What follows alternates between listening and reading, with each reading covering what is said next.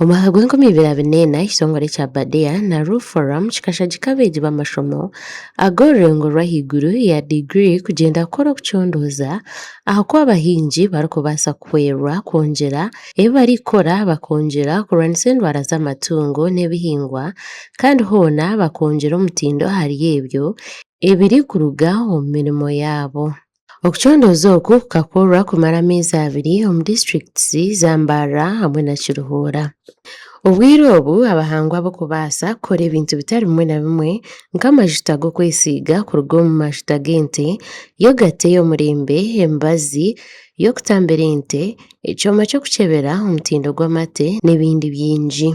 We supported 5 postgraduate students to do research that is aimed at producing new products. And so we have made some prototypes of them, and 1 or 2 are ready for commercializing. If we can get more support to commercialize these products. Associate Professor Rebecca Karibwani Rebecca, Dean Faculty y'ebyobuhingi, eby'obuhangwa, sayansi, tekinologiya ahari Bishop Stewart University nashobora ngu ebi abeegi bakozire nibyoreka ngu abahingi nibabaasa kutunga kyangu bateeke ebintu bitari bimwe na bimwe ebirikuruga omu mate. Products which can be commercialized. When you get more products from the milk or the entire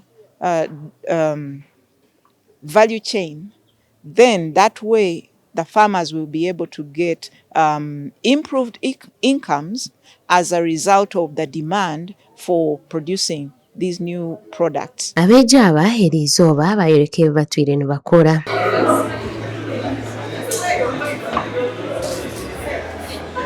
Arigamba aha mukoro gw'okworeka ebi babaasize kukora ogwabaye itendekero lya Bishop Stewart University erizooba, Dr. Moses Ahimbisiibwe kuruga omu Ministry y'ebyobuhingi yashoboora ebyarugire omu kuhangahangaho oku baakozire. Kibayambire munonga kwongyera aha bwingi bw'amate nk'oku mwana muhurra na munonga omu bwire obwo bw'ekyanda obutubyetera omu butikirimu.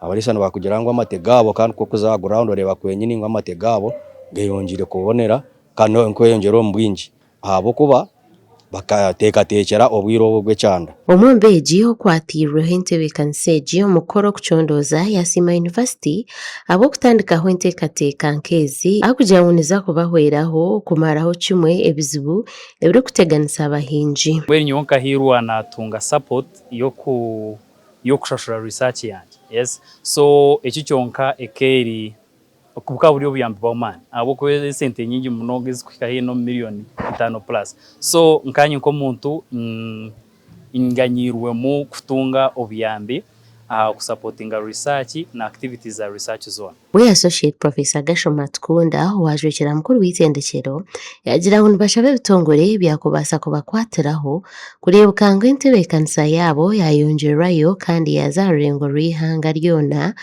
na n'okukiraho. Tukabe nitwenda ngu bibe bingi byeyongereyo etaba Kiruhuura yonka etaba Mbarara yonka tuze na Kasese tuze n'Isingiro tuze na Rwampara nangwa twahera tukurosinge na Uganda tugirenge tuze mu nsi ezindi hakuba nibwo mugasho gwa University.